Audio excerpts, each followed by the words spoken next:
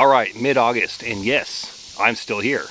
Okay, today's going to be a different type of video, different format. We're going to change things up, and guess what? I brought the 4Runner. Let's go check her out.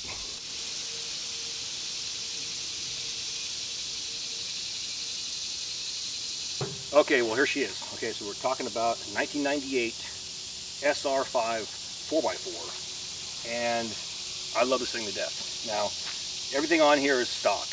I stole this bad boy. Check this out. I want to say 2017-ish, somewhere in there. This is for sale. Had 90,000 original miles on it. Yeah, 90,000. The old man that owned it put on about 5,000 miles a year and then died. So his family didn't want it, and they're stupid. So they went in and sold it. I saw this, completely clean, everything original, and I was like, sold. So right now we're looking at about 190,000 miles and still going strong. Let's go ahead and check out the outside, and then we'll look at the inside and then take a look underneath.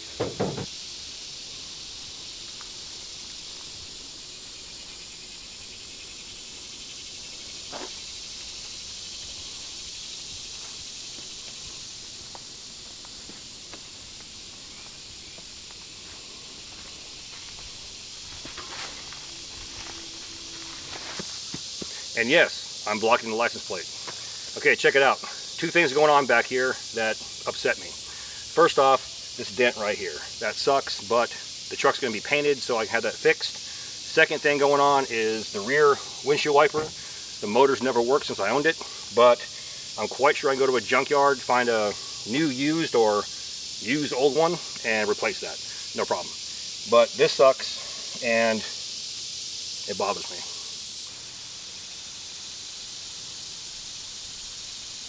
So right here we have 193,000 and change, all original. Then panning this way, check this out. We have cassette player and 6 CD disc changer. Outstanding.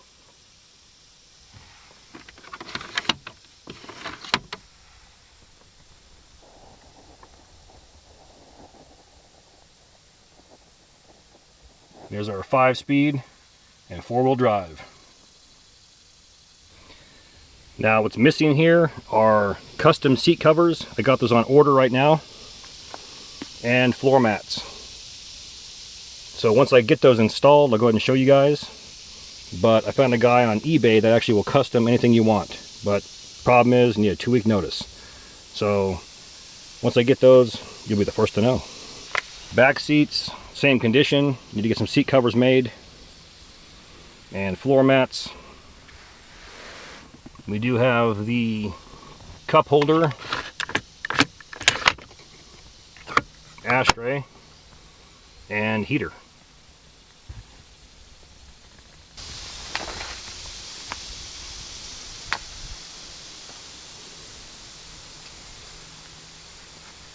Relatively clean.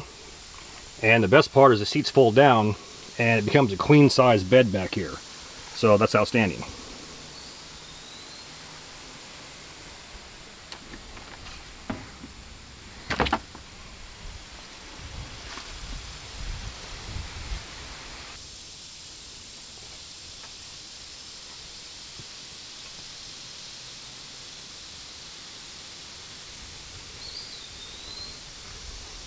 And that looks like hammered crap, so you might want to look at this when I get back.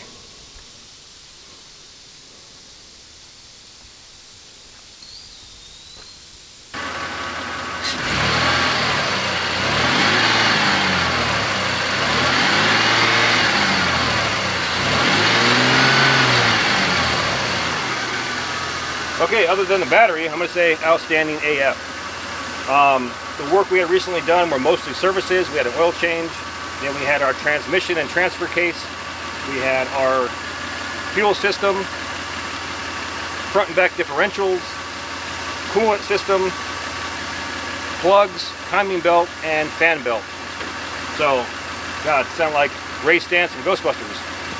You're like, only 4,800? No, but everything seems to work, and it's clean, so I'm happy AF.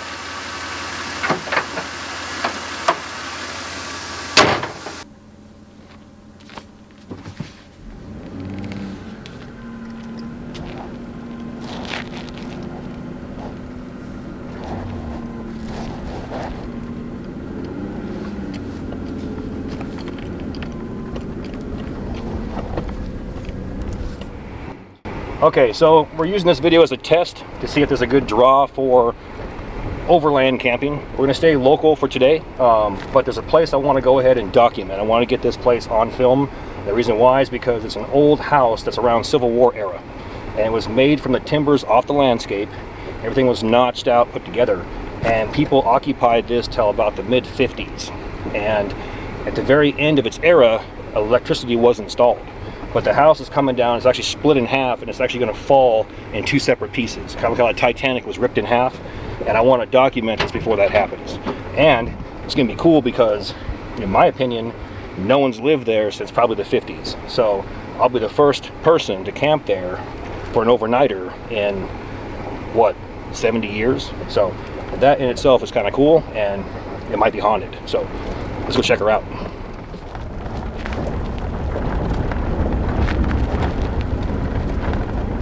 As always, all the gear in my videos can be found in two places. One, my Amazon influencer page, and two, my Self-Reliance Outfitters influencer page. And if you're interested in Corporals Corner merchandise, that can be found on Teespring. All three links are found inside my description box. This right here is outstanding. And like I already said, it's beautiful, to me anyway. This is a work of art, and here's why. People, 1860s, 1870s, they came out here, they got a plot of land, they're gonna work the fields, and they're gonna build a house. There's no Home Depots, there's no Lowe's, there's no do-it-best. They had to come out here and manufacture wood, timbers, beams, trusses, shingles, things like that, and build their house, their piece of paradise in the woods, their slice of heaven, okay? And the techniques they used, this house would probably still be here if it was maintained. Let's go over here and check out some of the construction techniques they used, and more importantly, look at this piece of art and appreciate it. Let's go. Okay, check this out. We'll start from the ground up.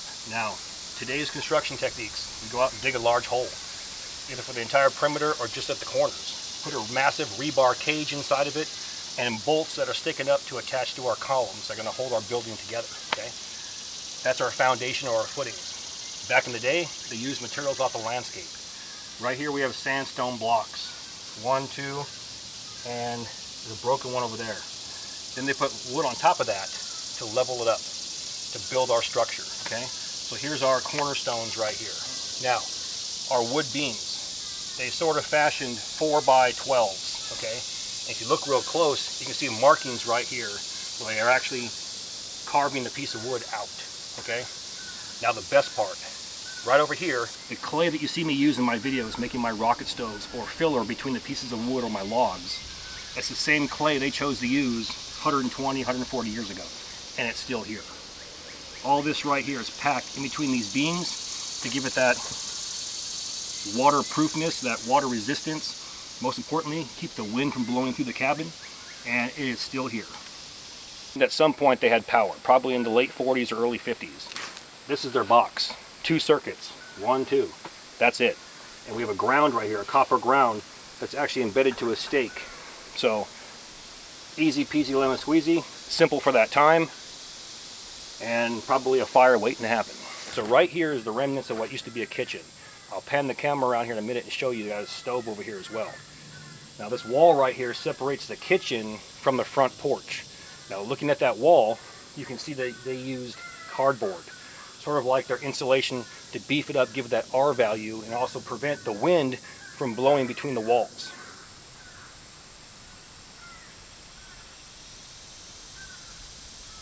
Here's the porch. This wall right here is what I talked about that was insulated with cardboard where our kitchen is. So you have a small window right there to peer through. Again, they had power at some point. Here's an old 1950s refrigerator. And we're standing on the front porch right here, and there's remnants of a desk right here, an old school desk. And I'll pan the camera on that too. They probably had a small child here, and probably no school in the area, so they homeschooled. And to be honest, probably got a better education out here in the woods than in most schools. Just saying.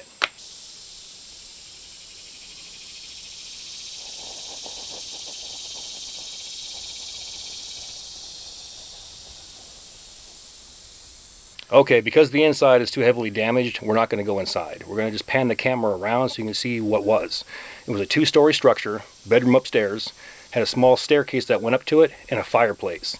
Below you had the seating area, the dining room, and possibly a living area. Let's go ahead and check it out.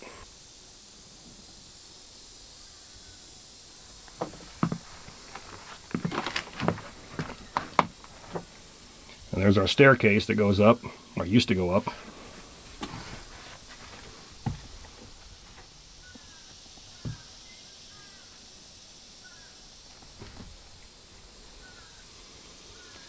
There's the remnants of the fireplace.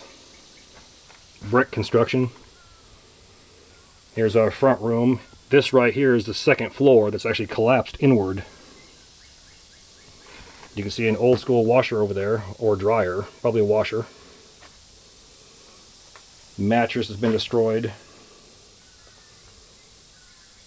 Another refrigerator. It's kind of like a scene from Red Dead 2.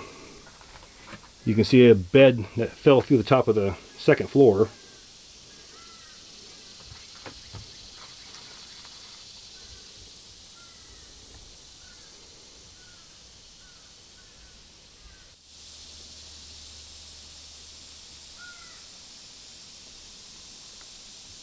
And there's the second floor right there, sort of like a loft style home.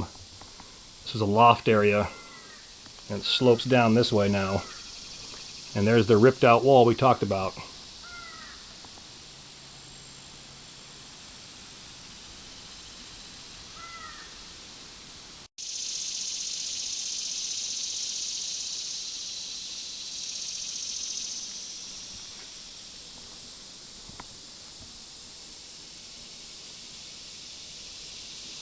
She's a work of art, okay?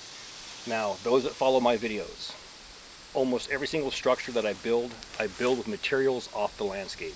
I use what I have on hand. Today we call it bushcraft, okay? It was glorified, glamorized in the mid to late 70s, and it became modern bushcraft as we know it. I mentioned probably about 5 or 6 videos ago that bushcraft, the term, was called living. These people came out here with hand tools, maybe loaded up on a wagon, saws, chisels, axes, and they saw the materials on hand and they pictured it in their head. I see a cabin right here. There's a creek over there. I have my water. I have my firewood. I can build something right here that my family and I can live in. And that's exactly what they did. Bushcraft didn't exist. It was living. People lived and died by their bushcraft skills. This right here is bushcraft at its best. Now these notches right here are the crown jewel of this cabin. They're half dovetail notches. And we still use this to this day. And this is the reason, in my opinion, the cabin is still standing after 120 years. Check it out.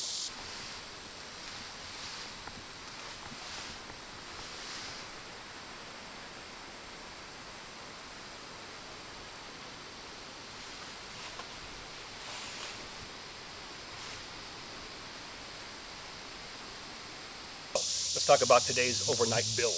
Now, I'm a little bit late to the party, but there's a TV show on Netflix, and it's called Outlander. Now, some people are going to say, I saw that years ago. You did. But it started in 2014, and they're filming season 6 right now as we speak. So, I'm currently halfway through season 1, and I'm watching the show, and my mind is blown. They are staying true to herbs and medicinals, as well as the period era clothing and tents and tarps and things like that. So I thought, I saw this one frame where they were going to this gathering, and there's a bunch of bipod tents that are out there that are using canvas. And I thought, you know what? I'm going to build one. I'm going to build it at an old homestead right here, and we're going to camp right here. Let's go ahead and knock her out.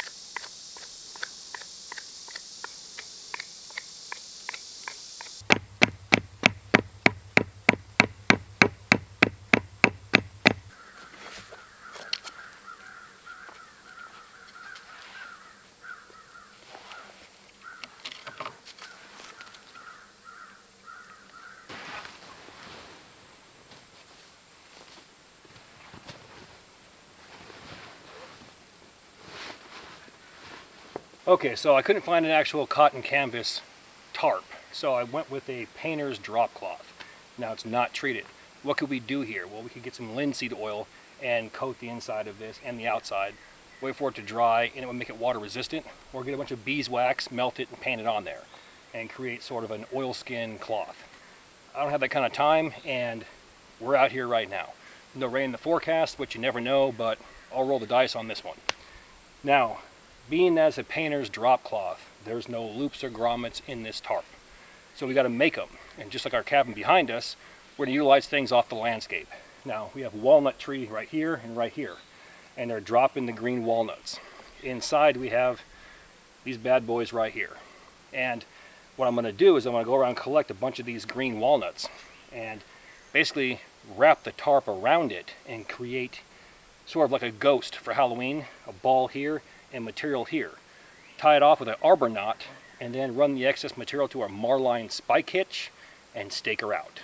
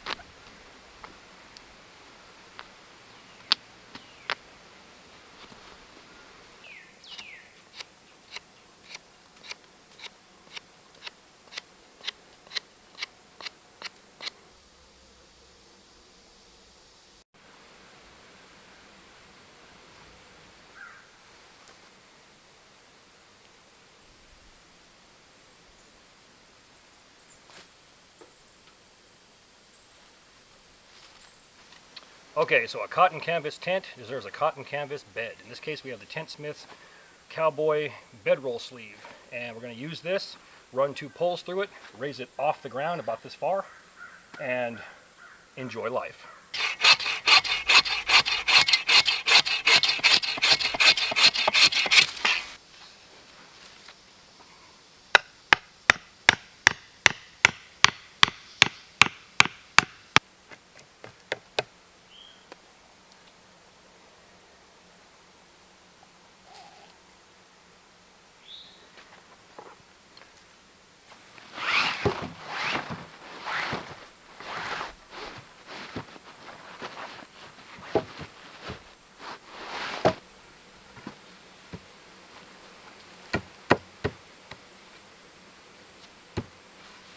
We're off the ground about a ½ inch, and I'm happy with that because this thing is actually hugging my body like a hammock, and it goes up towards my feet as well as my head.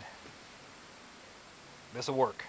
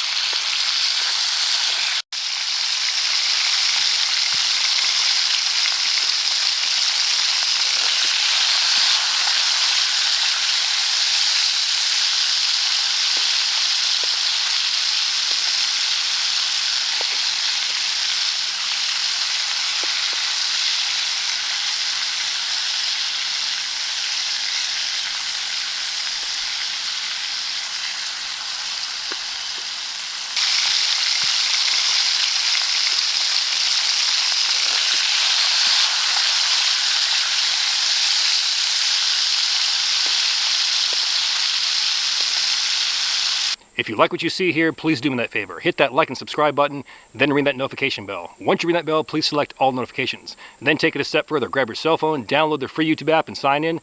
This will give you push notifications when my new videos drop. The sun's going down, but it's still humid AF. Okay, what we got going on here?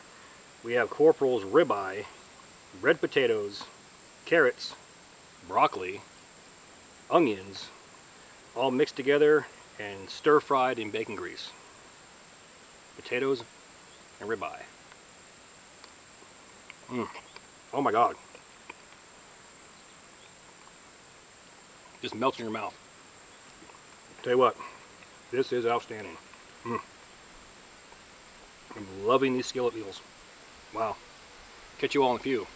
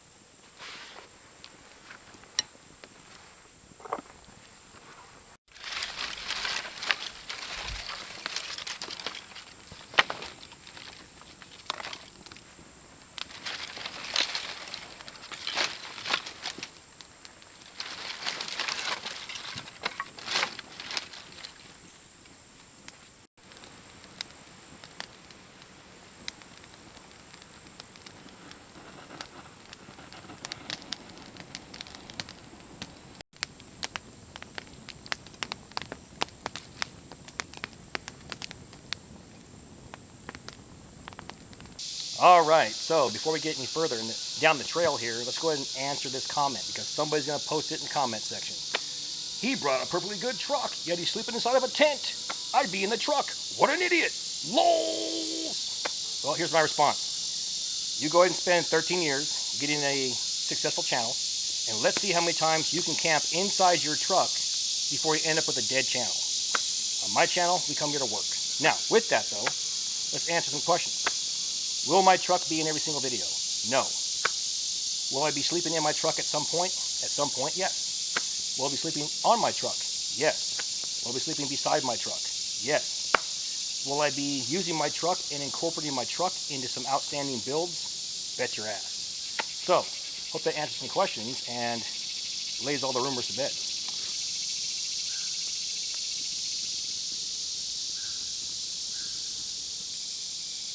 Okay, so one thing I'm on the market for is a good game trail cam. I want one that does audio as well as video. And I can stick that thing out in the middle of the night, aim it towards my camp, and see what or who stops by.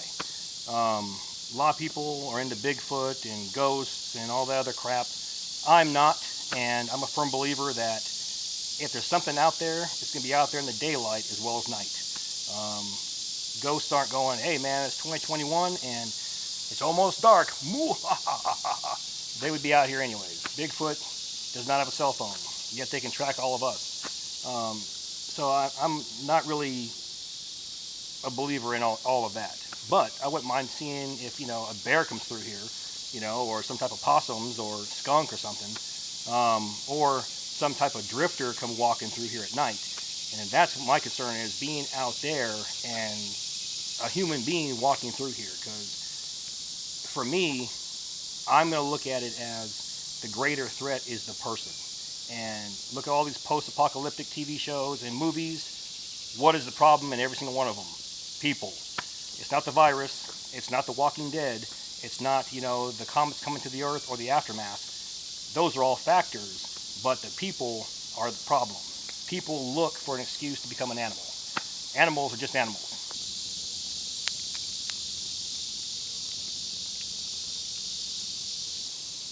And as always, last but not least, I thank you all my old subs, all my new subs. We had a tough time these past 13 weeks, so this is the 14th week. And we'll roll the dice and bring the vehicle in and see what happens. I want you guys to meet her and see what she looks like now. And we'll get upgrades going, paint jobs, things like that. Rack on top, bumper guard on front of it. And we'll go from there. And like I said, it won't be in every single video, but she'll be in a few. So, with that, catch you all in the morning.